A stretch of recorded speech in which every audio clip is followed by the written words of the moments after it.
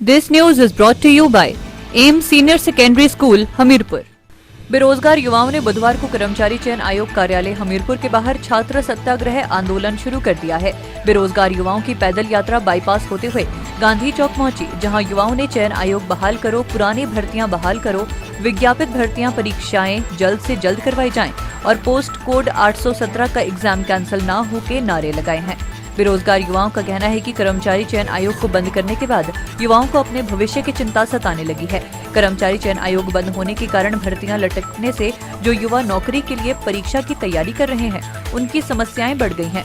यही नहीं, कई युवा ओवर एज भी हो रहे हैं। ऐसे में भर्तियों की तैयारी में जुटे युवा परेशान हो गए हैं कि कब भर्तियां शुरू होंगी।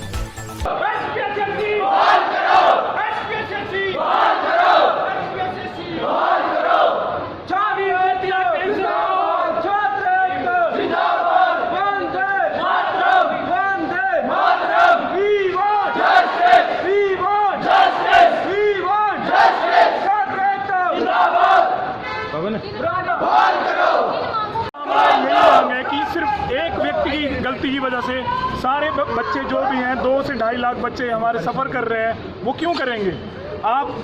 जब सुक्खू सरकार आई थी तो सभी का यही नारा था कि परिवर्तन की सरकार है, युवाओं की सरकार है। तो आज वो वादे, वो जो हमारे साथ बोले गए थे, किए गए थे, वो आज वो वादे कहाँ गए? आज हम इतने जल्दी, हम ये नहीं कह रहे कि बहुत ही जल्दी होगी हमारे निर्णय लेने में, बट 60 दिन का अल्टीमेटम सरकार की तरफ से दिया गया था, वो भी पूरा हो गया। अब ये कहा जा रहा है कि HPS जो हमारा कमीशन है वो हमारी भर्तियां लेगा, तो बट वहाँ भी अब धांधलियाँ सामने उजागर होने लगी हैं। तो अब हम किसके पास जाएं? सुक्खू सरकार से तो हमारी यही विनती थी, और हम तो ये मान के चलते थे, युवाओं की तो ये सोच थी कि एक दबंग नेता की तरफ हम उनको मानते हैं कि एक बोल्ड डिसीजंस वो लेने में सक्षम होंगे, बट आज वो ना डिसीजन आ रहे हैं, ना ही हमारी मांगे पूरी करी जा रही हैं, ना ही कोई हमारी सुनने के लिए तैयार है।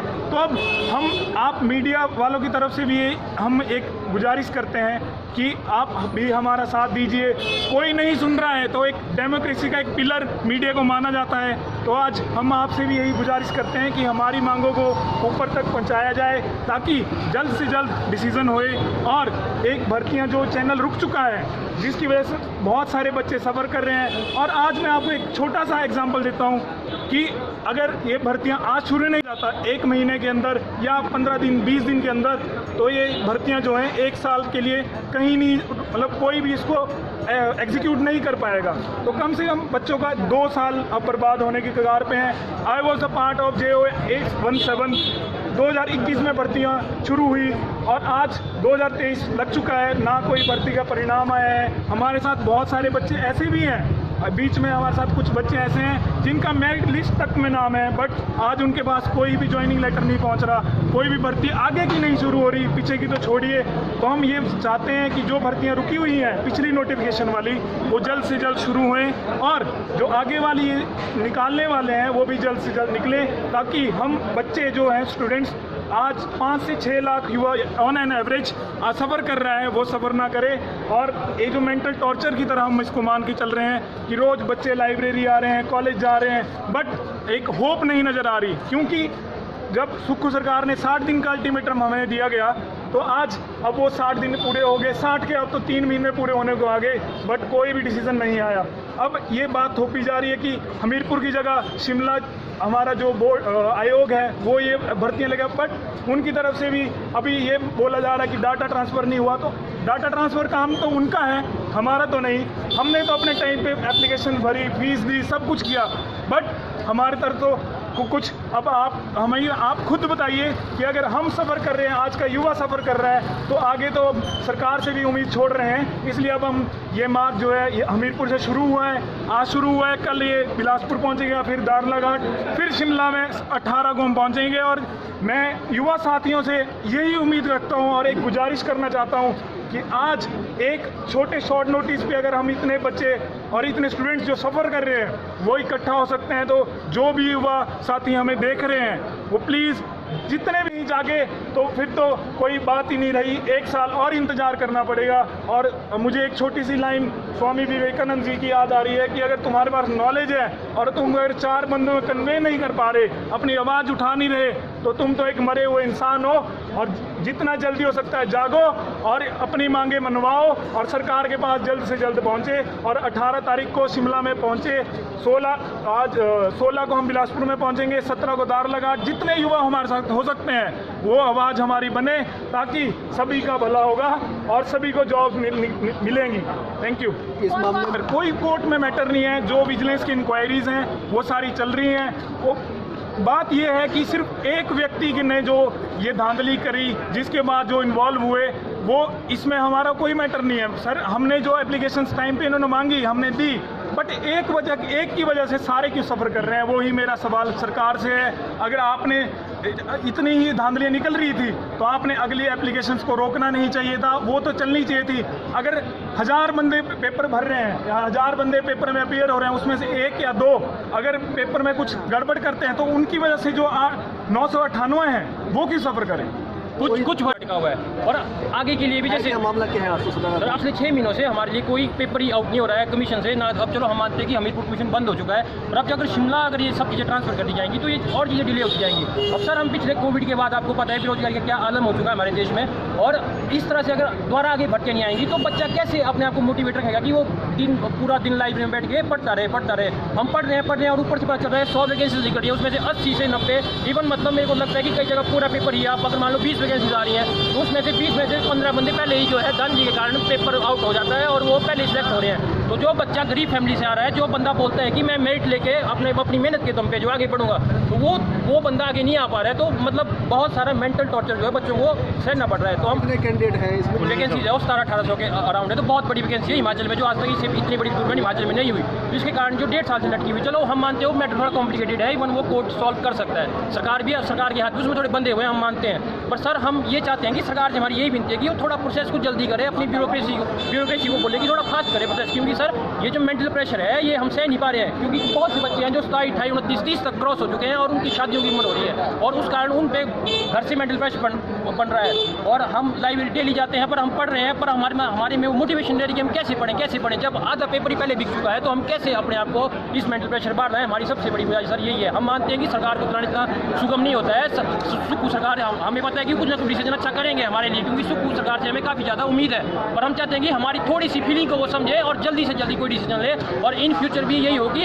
जो बंदे धांधली करते हैं, इवन हमें पता है कि बड़े बड़े ब्यूरोक्रेट्स भी इसमें बहुत के नाम आते हैं, तो हम चाहते हैं कि उनका शिकंजा रहे सरकार, और सरकार जो है नई टेस्टिंग एजेंसी को या कोई जो जहाँ बिल्कुल पार्शियलिटी ना हो, बिल्कुल सही से काम कराए, ऐसी टेस्टिंग एजेंसी को सरकार लाए और पारदर्शिता के साथ काम हो, ताकि सर जो बंदे मेरिट के होते हैं वो अपना। हमारा यही विनती है सर आपसे और सरकार से भी। हम शिमला जा रहे हैं, अब हम साथ लेके आए हैं, कुछ लेके आए सब। ये आश्वासन बहुत ज़्यादा हो चुके हैं। सरकार ने पहले बोला था, हमारे बोला 60 दिन दो मेरे को, हमने बोला सर लो आप 60 दिन दो, 60 दिन छोड़ो, आपके 90 से ऊपर 3 महीने हो गए अभी 60 दिन 60 दिन जैसे जिन्होंने अभी अब 90 दिन से ऊपर टाइम। जैसे जिन्होंने बताया कि हम 60 दिन के अंदर पूरा काम कर देंगे आपका, पर अभी देख लीजिए हमारे सामने कि कमीशन ना तो बहाल हुआ और ना ही पुरानी भर्ती को उन्होंने ब्यौरा दिया कि उनका क्या करना है। बस सरकार लारे लगा रही है कि हाँ हम ऐसी कमेटी बनाएंगे, अब PCSC करवाएगा। अभी तक तो डाटा ट्रांसफर तक नहीं हुआ। जो HPSSC में जैसे हमने फॉर्म भरे हैं क्लर्क के, स्टेनो के या HRTC कनेक्टर के, जो फॉर्म हम रखे हुए हैं,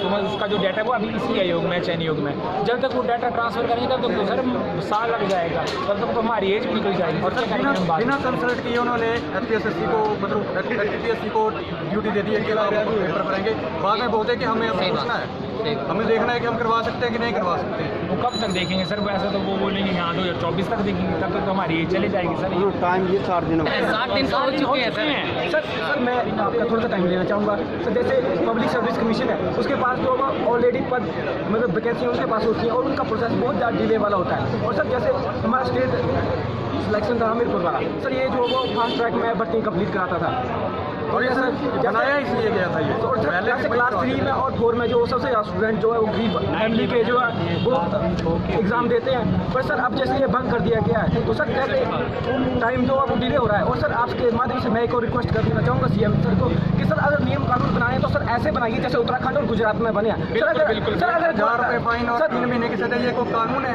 और सर जैसे पेपर लीक होता है तो सर जो पेपर लीक करता है जो उसके बीच में पाया जाता है सर उसको जो वो 1 करोड़ तक का जो उन्होंने फाइन रखा हुआ है और उम्र कैद तक की उन्होंने सजा का प्रावधान किया हुआ है। तो सर हम भी यही रिक्वेस्ट करना चाहेंगे CM सर से अगर सर स्ट्रिक्ट एक्शन या स्ट्रिक्ट लॉ नहीं बनेंगे ना सर तब तक ये चलता रहेगा। और सर हमने जो है सुक्कू सर को जो इसलिए हम स्टूडेंट ने समर्थन दिया था, उन्होंने हमारे साथ प्रॉमिस करा हुआ था कि जो अब हम ऐसी एजेंसी ऐसा सिस्टम डेवलप करेंगे कि स्टूडेंट को जो है वो एडवर्टाइजिंग से लेके 6 महीने के अंदर अंदर जो उनकी ज्वाइनिंग हो जाएगी।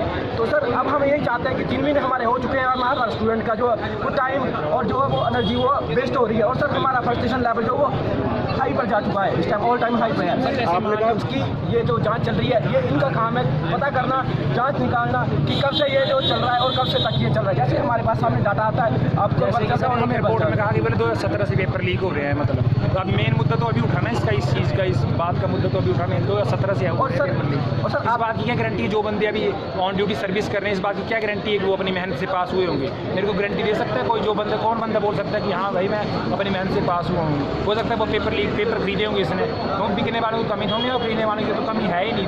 इधर 9 लाख फेंको, 8 लाख पुलिस का HP पुलिस का पेपर है, 8 लाख में इन्होंने बेचा।